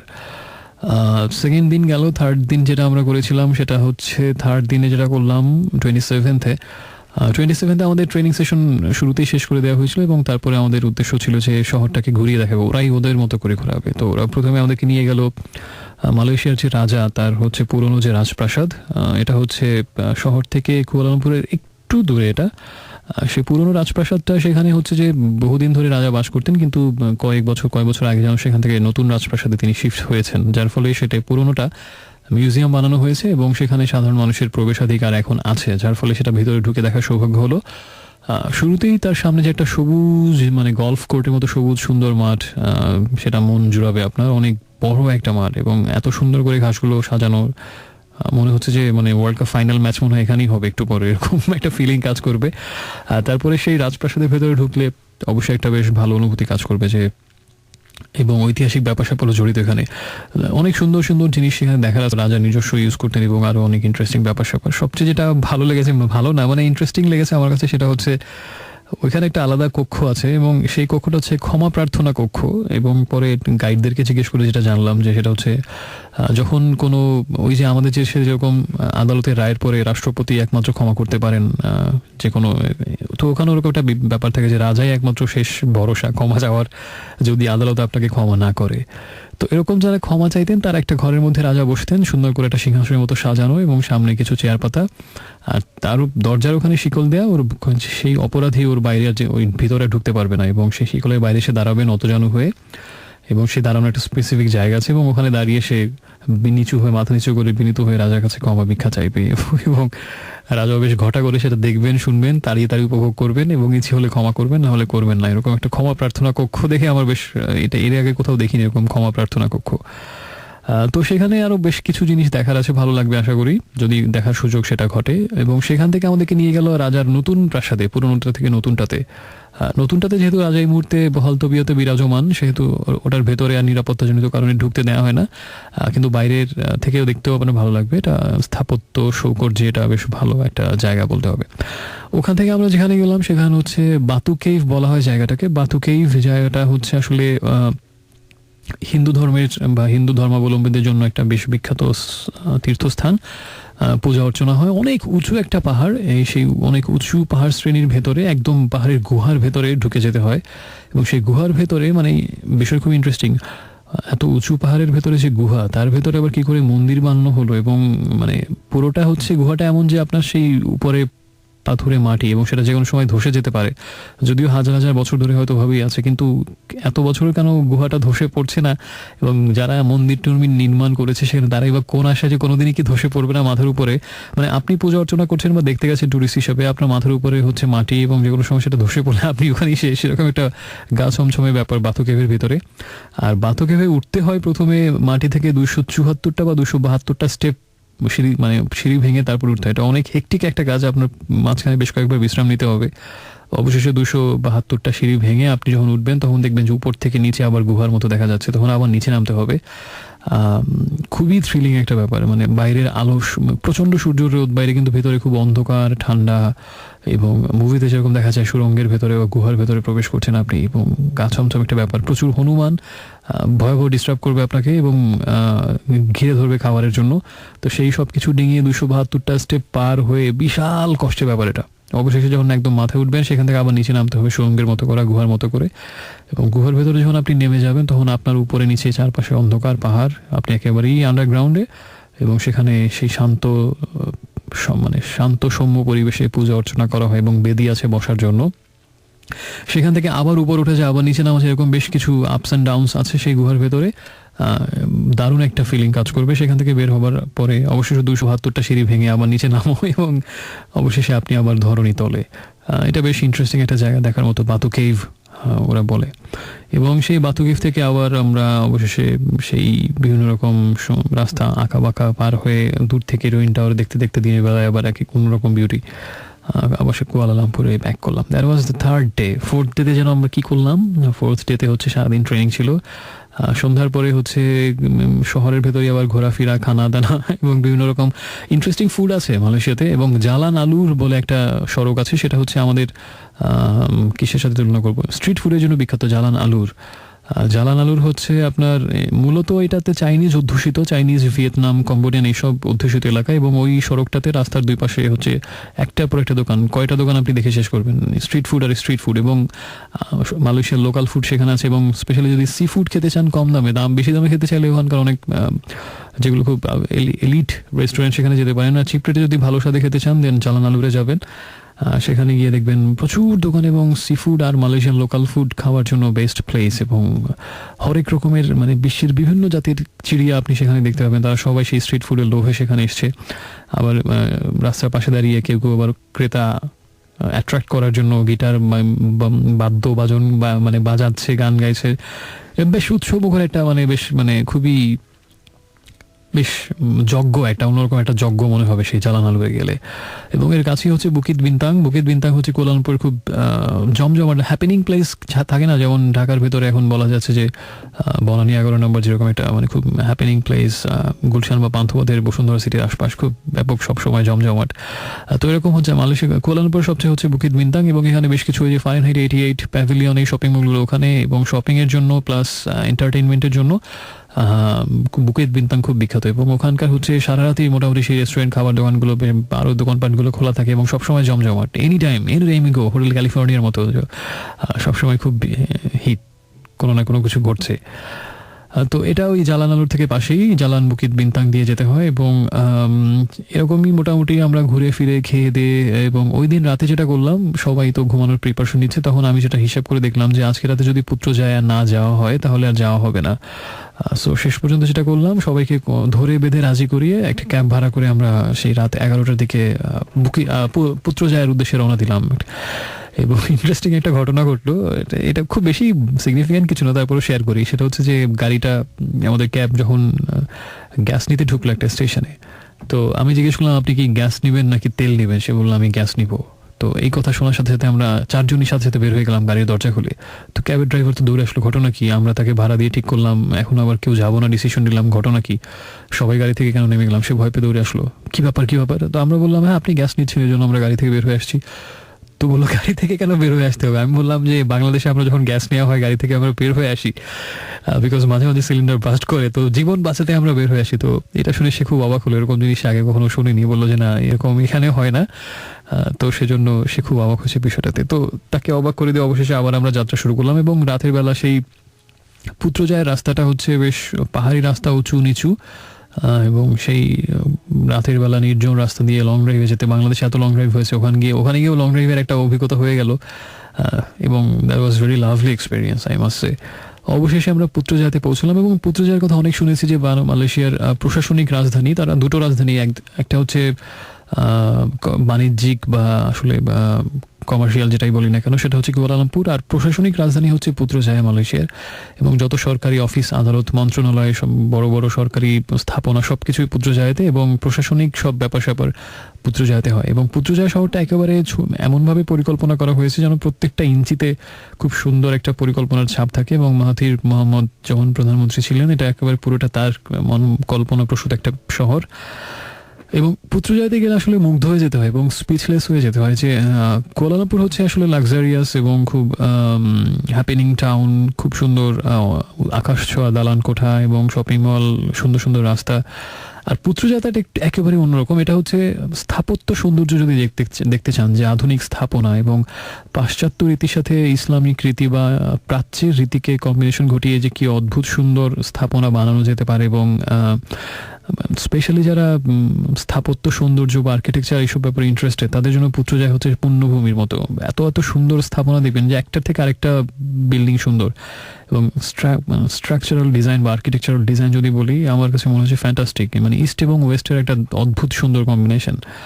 তো এবং প্রচণ্ড আলো ঝলমল একটা শহর, এবং প্রত্যেকটা রাস্তা, মাঠ, লেক, এবং মনে হচ্ছে যে প্রত্যেকটা তৃণভূমি পর্যন্ত, মানে ঘাসের একটা সবুজ কচি ঘাসের পাতাও পর্যন্ত মনে হচ্ছে যে একদম প্ল্যান করে সাজানো ছবির মতো করে, এত সুন্দর শহরটা। তো দিনের বেলা সেখানে আরো অনেক বেশি কিছু দেখার থাকে, রাতে অনেক কিছু বন্ধ হয়ে যায়। তারপরও রাতের বেলা সেই পুত্রজায়াতে লং ড্রাইভে গিয়ে পুরো পুত্রজায়াতেটা ঘুরে, যেটা মনে হলো যে যদি আপনি কখনো একটা রাতে ভাবে ভবঘুরের মতো পুত্রজায়াতে ঘুরে কাটিয়ে দেন, লেক, অদ্ভুত সুন্দর সেই স্থাপত্য নিদর্শন এবং সেই অদ্ভুত সুন্দর পথ ধরে, আমার কাছে মনে হয় যে সব সারা জীবন মনে রাখার মতো একটা অভিজ্ঞতা সেই রাতে আপনার হবে। এত সুন্দর একটা সাজানো শহর পুত্রজায়া। তো সেখান থেকে আমরা ফিরলাম। That was the day 4th, and day 5th পর্যন্ত আমি আজকে কভার করবো। ডে 6th and 7th যেখানে আসলে অনেক বেশি কিছু ঘটেছিল, সেটা আমি নেক্সট এপিসোডে বলবো। ডে 5th ছিল আমাদের বেশ কিছুদিন ধরেই প্ল্যান করলাম যে এত টুইন টাওয়ারের এত কাছে থাকি, কিন্তু টুইন টাওয়ারের ভেতরে একটা মানে দুটো উঁচু বিল্ডিং, এর মাঝখানে কানেক্টিং একটা স্কাই ব্রিজের মতো, ওরা বলে স্কাই ব্রিজ, 41 তলার উপরে দুটো বিল্ডিং এর মাঝখানে একটা কানেক্টিং, অনেকটা বাংলাদেশের বলা যায় ছোটখাটো উদাহরণ দিই, ল্যাবরেটরির দুটো বিল্ডিং এর মাঝখানে যখন একটা কানেক্টিং ব্রিজের মতো, বা স্কয়ার হসপিটাল ওরকম আছে, সেটা 41 তলার উপরে যদি হয় সেটা কেমন হয়? বিষয়টা নিশ্চয়ই অনেক অদ্ভুত। তো ওখানে যাওয়ার ব্যবস্থা আছে টিকিট কেটে, এবং একেবারে টপ ফ্লোর 86th ফ্লোরে যাওয়ার ব্যবস্থা আছে। এবং এটা আমরা ওই প্ল্যান করলাম যে ওই দিন বিকেলে আমরা ট্রেনিং শেষ করে চলে যাব, এবং যে কথা সেই কাজ, আমরা ওই দিন চলে গেলাম ট্রেনিং শেষ করে। সেটা হচ্ছে যে, এবং খুব মানে ওখানে ঢোকার আগ থেকেই খুব একটা অন্যরকম উত্তেজনা কাজ করছিল যে এত উঁচুতে উঠবো ফর দ্য ফার্স্ট টাইম, না জানি কেমন লাগবে। তো খুব লাইন ধরে আমাদেরকে লিফটে করে প্রথমে নিয়ে যাওয়া হলো 41 তলায়, এবং ওখানে গিয়ে সেই স্কাই ব্রিজে যখন আমাদেরকে ছেড়ে দেওয়া হলো, মানে মুখ থেকে একটা বিস্ময়সূচক ধ্বনি সবারই বের হয়ে গেছে স্বাভাবিক। এবং মাঝখানে বেশ প্রশস্ত ব্রিজের মতো, এবং টোটালি, এবং ব্রিজে যখন আপনি থাকবেন আপনার নিচে শূন্য, এবং দুই পাশের 41 তলার উপর থেকে কুয়ালালামপুরের অদ্ভুত সুন্দর ভিউ আপনি দেখতে পারবেন। এবং আসলে ওই অনুভূতিটা আমি এক্সপ্রেস করতে পারবো না, এটা দারুণ দারুণ অনুভূতি। এবং ওখানে 10-15 মিনিটের মতো আমরা ছিলাম। তারপরে যেটা করা হলো, আমাদেরকে নিয়ে যাওয়া হলো 41 তলা থেকে 86 তলাতে। ছিয়াশি তলাতে গিয়ে বিষয়টা ছিল একটা ঘরের মতো, আশপাশ দিয়ে কাঁচ দিয়ে ঘেরা এবং চারপাশে ঘুরে আপনি ভিউ এবং টেলিস্কোপের মতো সেট করা আছে, আপনি দূরে কিছু দেখতে পারবেন। তো ওইখানে গিয়ে টেলিস্কোপে দেখা থেকে ইন্টারেস্টিং হচ্ছে সেই কাঁচের ঘরের পুরোটা ঘুরে ঘুরে চারপাশের ভিউ দেখেন আপনি 86 তলার উপর থেকে। মানে মনে হচ্ছে যে আকাশ ছুঁয়ে সেখানে বসে আছি এবং কুয়ালালামপুর শহর পুরোটা তো দেখাই যাচ্ছে, বহু দূরের পাহাড় পর্বত রাস্তাঘাট এবং অনেক দূর পর্যন্ত দেখা যাচ্ছে। এবং একটাবার ইমাজিন করুন 86 তলার উপর থেকে ভিউ দেখার অভিজ্ঞতাটা কেমন হবে। আমরা ইউজুয়ালি 18-19 তলা বিস্তর উঠলেই চারপাশের আমার একবার মনে আছে যে রেডিও আমার অফিস ছিল একটা সময় একটা বিল্ডিংয়ে, ওটার ছিল 18 তলা বিল্ডিং। তো 19 তলা ছাদে উঠে আমি যখন প্রথম সেই দূরের ভিউ দেখছিলাম, কি অদ্ভুত আনন্দ কাজ করছিল। সেখানে 86 তলার উপর থেকে দেখার অনুভূতিটা নিশ্চয়ই ইমাজিন করে নিতে কষ্ট হয় না। তো কুয়ালালামপুরে গেলে অনেকেই এই অভিজ্ঞতাটা মিস করে, কিন্তু এটা আমার কাছে মনে হচ্ছে অবশ্যই মিস করা উচিত না। That was really wonderful. এবং ওখান থেকে নামার পরে মনে হচ্ছে যে আবার মনে হয় সিরিয়াল ধরে আবার আরেকবার দেখে আসে গিয়ে। That was day 5th। এবং এর পাশাপাশি মাঝে আমি যেটাই করতাম, কলিগদেরকে রাজি করাতে পারতাম না, তারা পরের দিন সকালে উঠতে হবে জন্য কি ঘুমাতো, কিন্তু আমি একা একা ওরকম ঘুরতে বেরোতাম, ওই সিটি বাসে করে শহরটার ঘুরে তারপর একা একা হাঁটতাম। রাস্তাঘাটগুলো অদ্ভুত সুন্দর কুয়ালালামপুরের, এবং খুব বেশি নির্জন, এবং আপনার দুদিন ঘুরলেই আপনি এটার প্রেমে পড়ে যাবেন এবং আপন মনে হবে। তখন মানে সারা রাত পথ হাঁটলেও আপনার মনে হবে যে ক্লান্তি কাজ করবে না, মনে হচ্ছে যে আরো ঘুরি, এত আপন রাস্তাগুলো মনে হবে। এটা আমার হয়েছিল, আমি জানি না সবার হবে কিনা। তো এরকম প্রচুর ঘুরতাম একা একা, ঘুরতে ঘুরতে অনেক ইন্টারেস্টিং জিনিস দেখা হতো, ইন্টারেস্টিং মানুষ, অ্যাক্টিভিটি, এবং মাঝে মাঝে আবার স্ট্রিট সাইডে কিছু ক্যাফে খোলা থাকতো, সারা রাত সেখানে বসে কফি খাওয়া, খেতে খেতে রাতের কুয়ালালামপুরের সৌন্দর্য দেখা। এবং যেখানেই আপনি যেন ওই টুইন টাওয়ার আপনার চোখে পড়বে আলো ঝলমলে, সেটাও হতো। এবং যেখানেই যাবেন বাংলাদেশি ওয়েটার দু একজন পাবেনই আপনি, এবং তাদের সাথে একটু তারা আপনাকে দেখলে দূরে আসবে দেশের খবর জানার জন্য, তাদের দুঃখের কথা বলবে, আনন্দের কথা বলবে, এবং একটা সময় গিয়ে আপনি ইমোশনাল হবেন, তাদের দেশের জন্য তাদের মন কতটা কাঁদে, বা ফেলে আসা আত্মীয় স্বজনের খবর জানতে চায়, দেশের পরিস্থিতি জানতে চায়। এবং তখন বোঝা যায় আসলে যে ধরুন যারা বিদেশে থাকে দীর্ঘদিন ধরে কত বেশি হোমসিক থাকে, এবং দেশের জন্য দেশের প্রত্যেকটা ছোটোখাটো খবর শুনলেও তাদের মুখে একটা অদ্ভুত আনন্দ খেলা করে। আমার সাথে এরকম ওই দিন একদিন এরকম রাতের বেলা স্ট্রিট সাইড ক্যাফেতে খেতে খেতে একজনের সাথে কথা হচ্ছিল, চাঁদপুরে তার বাড়ি। অনেক কথা বলছিলেন, অনেক স্বপ্ন, অনেক আশা, অনেক পরিকল্পনা, দেশে ফিরে গিয়ে কী করবেন, এবং বলতে বলতে তার চোখ অশ্রু সজল হয়ে যাচ্ছিল। দীর্ঘদিন কাছের মানুষগুলোকে দেখেন, এবং আসলে ওনার গল্প শুনতে শুনতে একটা সময় আমিও প্রচন্ড ইমোশনাল হয়ে গেছিলাম। এবং তখন এতদিন এটা শুনতাম, সামনাসামনি ফার্স্ট দেখলাম যে আসলে বিদেশে যারা থাকেন কত বেশি মন কাঁদে তাদের দেশের জন্য বা দেশের মানুষের জন্য, ফেলে আসা পরিবারের জন্য। তো এরকম এক একদিন এক একরকম ইন্টারেস্টিং এক্সপিরিয়েন্স হতো। প্রত্যেকটা রাতেই বেশ মজা, এবং 3টা সাড়ে 3টার দিকে হোটেলে ফিরতাম পুরো ঘুরে টুরে, একেবারে যখন পা চলতো না, হাঁটতে হাঁটতে পথে পথে। চাইলেই ক্যাব নিয়ে যেত, কিন্তু আমার হাঁটতেই ভালো লাগতো সেই অচেনা পথে ঘাটে, এক একদিন এক একদিকে নতুন এক একটা পথ, দারুণ অভিজ্ঞতা। তো এটা ছিল আমাদের অলমোস্ট সংক্ষেপে বলা প্রথম 5 দিন, এবং 6 আর 7-তে অনেক বেশি কিছু হয়েছে, যেহেতু ওই দিন আমাদের ট্রেনিং তেমন ছিল না, পুরোটাই ঘুরে বেড়ানো। সো আমি নেক্সট এপিসোডে বলবো। আজকে এখানে বিদায় নিচ্ছি। SMS করার নিয়মটা একটু মনে করে দিই। প্রথমে রেডিও আমাদের শর্টেস্ট ভার্সন লিখবেন, আর এ স্পেস দিয়ে নাম ঠিকানা এবং তারপরে কথাগুলো আর লিখে পাঠাবেন যে নম্বরে, সেটা হচ্ছে 6969। একটা রকিং গান শুনুন। বাই দ্য ওয়ে, রকিং গানের কথা বলতে গিয়ে আরেকটা জিনিস বলতে ভুলে গেছি। হার্ড রক ক্যাফে বলতে একটা ক্যাফে আছে কুয়ালালামপুরে, আমি অলমোস্ট 3-4 রাতই সেখানে গিয়ে কাটিয়েছি, এবং সেটা ক্যাফেটা বেশ ভালো এই অর্থে প্রত্যেকদিন রাতে লাইভ মিউজিক হচ্ছে, এবং সব রকিং মিউজিক, মানে হার্ড রক ক্যাফে নাম শুনেই বোঝা যাচ্ছে। এবং Metallica, Megadeth, Iron Maiden, Guns and Roses, এবং এরকম আরও অনেক ব্যান্ডের গান। একটা ব্যান্ডই দেখতাম আমি যে কদিন গেছি, একটা ব্যান্ড, এবং বেশ ভালো বাজায় তারা। 2টো মেয়ে ভোকাল, একটা ছেলে ভোকাল, বেশ ভালোই গায় তারা, কম বেশি খারাপ না, এবং বাজানোও ভালো। স্পেশালি গিটারিস্টের কাজ খুব দুর্দান্ত ছিল। তো প্রতিদিন রাতে সেখানে বসে কফি খান, কোল্ড ড্রিঙ্কস খান বা যাই খান আপনি, এবং সাথে সাথে এরকম রকিং কনসার্ট প্রত্যেক দিন, এবং আপনার পছন্দের সব গানগুলো একটার পর একটা হচ্ছে। এবং তার যখন আবার ব্যান্ডটা ব্রেক নিচ্ছে, তখন আবার বেশ ইলেকট্রিক বা টেকনো মিউজিক ছাড়া হচ্ছে, এবং তার সাথে অনেকেই মানে দে আর ডান্সিং টুগেদার। সব কিছু বেশ, ওইখানে সময়টা বেশ ভালো কাটতো, এবং হার্ড রক ক্যাফেতে। So that was one of my favourite places there. Okay, আমরা বীর গানটা শুনে আসছি নেমেসিসের, একটু পরে ফিরবো, সাথেই থাকুন।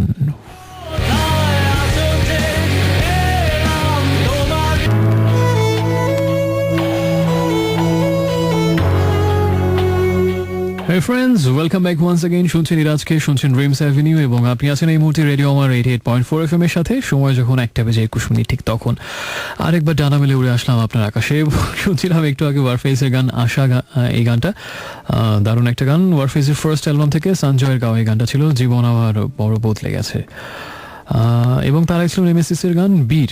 আর এই মুহূর্তে আমাকে SMS পাঠিয়েছেন আবির, কাইজান ইয়াং বেসার, কাজিয়ান ইয়াং বেসার, Malaysian language, great review. The hangover movie, আচ্ছা বেশ কিছু জায়গাও বাদ পড়ে গেছে তাড়াহুড়া করে বর্ণনা দিতে গিয়ে, যেমন তারপরে বাঙ্গি, এরকম বেশ কিছু যেগুলো কুয়ালালামপুরের বাইরে, এরকম আরও কিছু শহরে যাওয়া হয়েছে ছোট ছোট। প্রতিটা জায়গায় সুন্দর এবং সেগুলোর রাস্তাঘাট, পথঘাট, শহর বন্দর সবকিছু সাজানো গোছানো এবং প্রত্যেকটাই ভালো লাগার মতো। শহরের ভেতরে আবার পাহাড়, এবং সবচেয়ে যেটা ভালো লেগেছে যে প্রকৃতি এবং আধুনিকতা, উৎকর্ষতা এবং দুটো পাশাপাশি রাখা হয়েছে, কোনোটা কি করা হয়নি। এবং নেচারকেও খুব সুন্দরভাবে প্রিজার্ভ করা হয়েছে, পাহাড়গুলোকে, তার পাশ দিয়ে রাস্তা। আধুনিকতা এবং প্রকৃতির এক অপূর্ব মেলবন্ধন, এটা বলতেই হবে, সেই সাথে ডিসিপ্লিন। সো আবির আমাকে যেটা লিখেছে, দ্য হ্যাংওভার মুভির মতো কিছু যদি কিছু হতো তোমার সাথে, সেটা হয়নি দেখে একটু মর্মাহত আমি। ওকে, কিছু না বলাই ভালো, আমি শুধু একটু হাসি দিই, যে হাসির অর্থ অনেক কিছু হতে পারে। So try to get the meaning. Okay, blue nightingale আমাকে জানিয়েছে যে কে তুমি এমন গভীর নিভৃত চরাচর, এ দেখো ঘুমিয়ে গেলে জেগে উঠো আমার ভেতর। খুব সুন্দর SMS। কার জন্য who is that lucky man? অবশ্য আমি জানি না, man no man, because blue nightingale male না ফিমেল সেটা আমি শিওর না। মারমেইড আমাকে জানিয়েছেন কিলখে থেকে, অনেক দিন পরে SMS করলেন বন্ধু, আপনি 2008-এর ওই সময়ের আমার পুরনো বন্ধু, এবং যদিও মনে পড়ছে আপনি হচ্ছে ফ্যাশন ডিজাইনিং এর স্টুডেন্ট ছিলেন।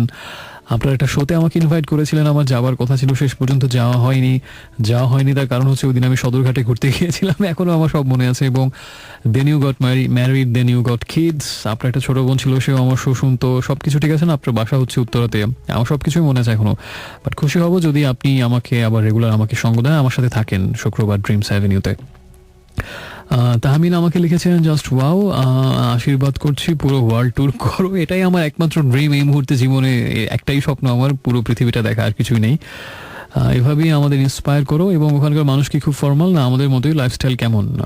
That's N interesting question. আমার কাছে মালয়েশিয়ার মানুষদের ভালো লেগেছে, ওভারঅল খারাপ লাগেনি। মানুষরা মোটামুটি হেল্পফুল মনে হয়েছে, যখন কোনো কিছু জিজ্ঞেস করেছি বা কিছু জানতে চেয়েছি, চেষ্টা করেছে তাদের সাধ্যমতো সাহায্য করার জন্য। তবে তারা আবার যত উন্নত দেশই হোক, খুব বেশি এখনো পাশ্চাত্যের মতো হয়েছে না, এখনো অনেকটা কনজারভেটিভ মনে হয়েছে মনের দিক থেকে আমার কাছে। বিশেষ করে একটু সিনিয়র যারা, এবং তারা এখনো ভদ্রতা, নম্রতা এগুলোকে খুব প্রায়োরিটি দেয়, এবং বিনয়, সৌজন্য এগুলোকে খুব বেশি গুরুত্ব দেয় তারা। আর লাইফস্টাইল যদি বলি, ইয়াং জেনারেশন বেশ হ্যাঙ্কি প্যাঙ্কি, এবং তাদের পোশাক আশাক, স্পেশালি মেয়েরা অনেক বেশি পাশ্চাত্য ধারায় অনুপ্রাণিত। They like to wear shorts.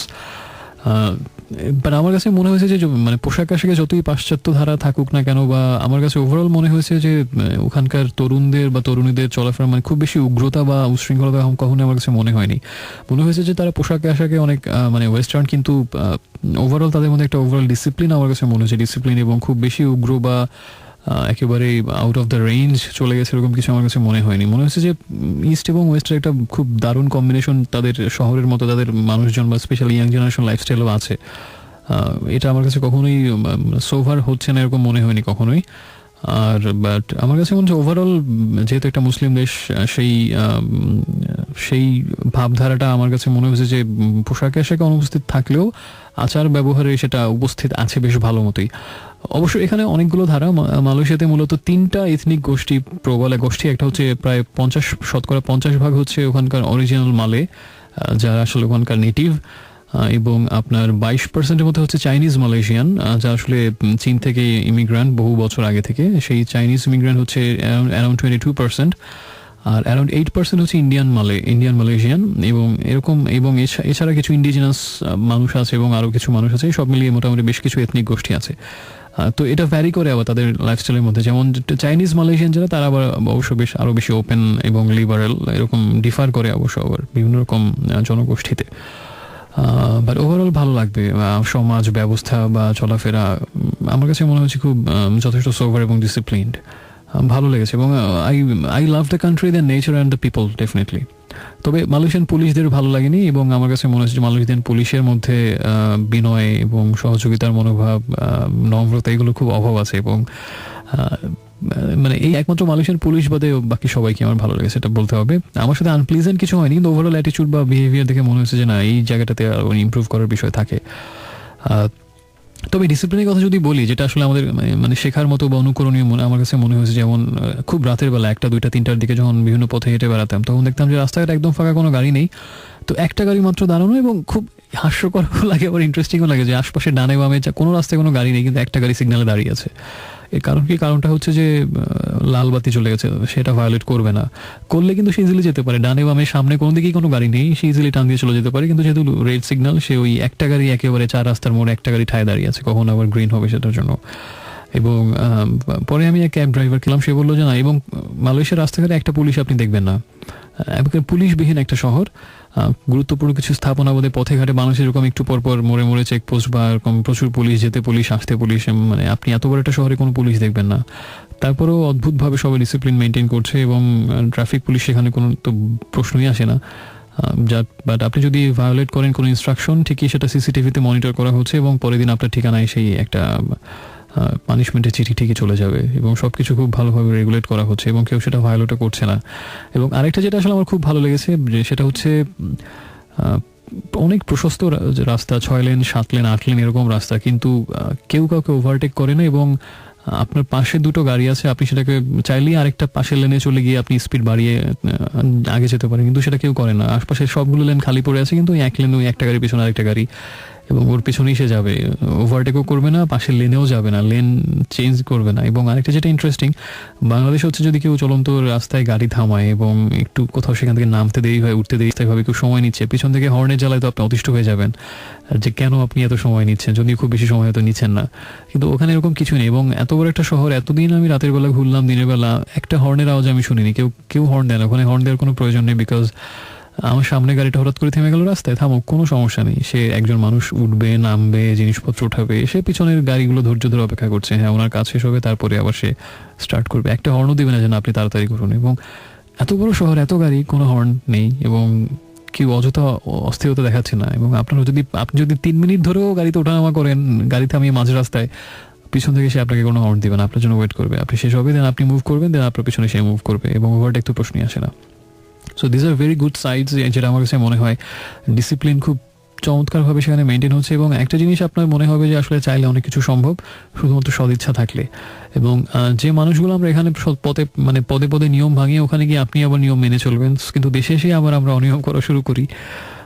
বিষয়গুলো হচ্ছে আসলে আমার কাছে মনে হয় যে যদি নিজেরা একটু সদিচ্ছা থাকে, অনেক কিছু চেঞ্জ করা সম্ভব। এই বিষয়গুলো বাইরে গেলে আরো বেশি করে রিয়ালাইজেশন হয় যে আসলে আমাদের কত বেশি উন্নতি করার সুযোগ থাকে, এবং সেগুলো খুব বেশি কঠিন কিছু না, নিজের সদিচ্ছাটাই যথেষ্ট।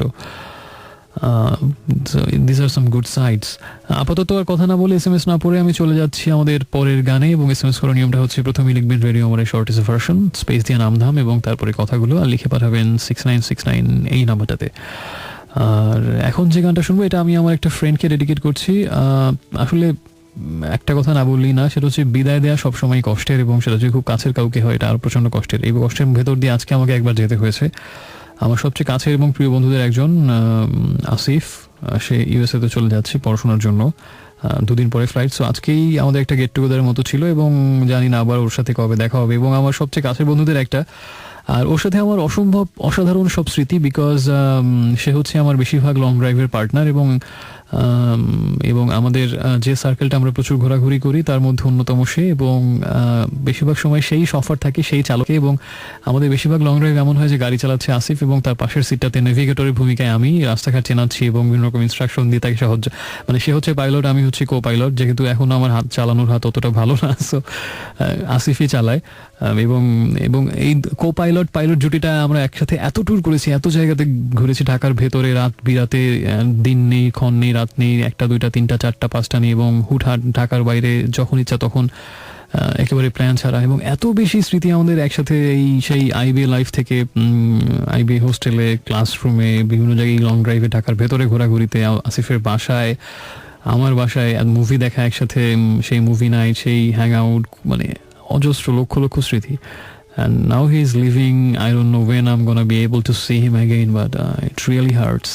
আর আমি বিদায় দেওয়াতে কখনোই আসলে খুব একটা এক্সপার্ট না, আমি ফ্যাল করে বোকার মতো চেয়ে থাকি এবং কিছুই বলতে পারি না যা হয়তো বলা দরকার কিছু, এবং খুব আমাকে দেখে মনে হবে আমার ভেতরে কোনো কষ্ট কাজ করছে না, আমি খুব নর্মাল আছি এবং খুব হাসি খুশি স্বাভাবিকভাবে বিদায় বলে actually I can express actually what I am feeling inside.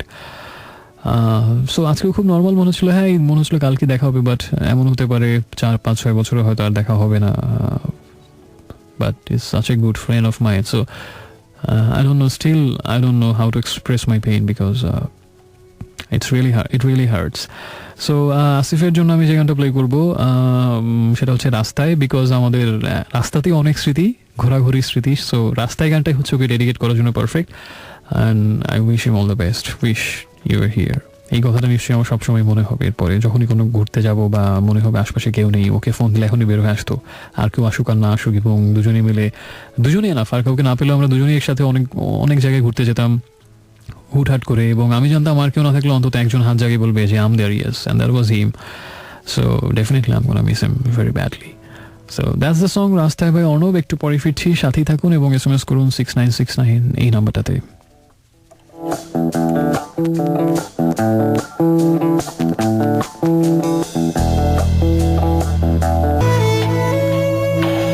Hello friends, welcome back. শুনছেন রেডিও আমার 88.4 FM এবং ড্রিমস অ্যাভিনিউ আরেকবার শুনছেন ইরাজকে এই মুহূর্তে।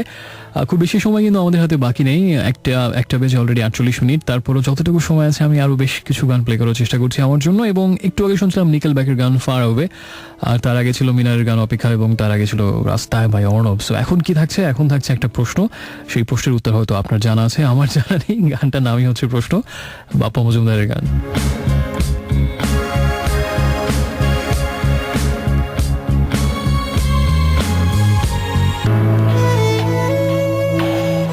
Hello friends, welcome back for the last time tonight. শুনছেন রেডিও আমার 88.4 FM এবং ড্রিমস অ্যাভিনিউ থেকে আমি সর্বশেষবারের মতো ইরাজ আপনাকে স্বাগত জানাচ্ছি।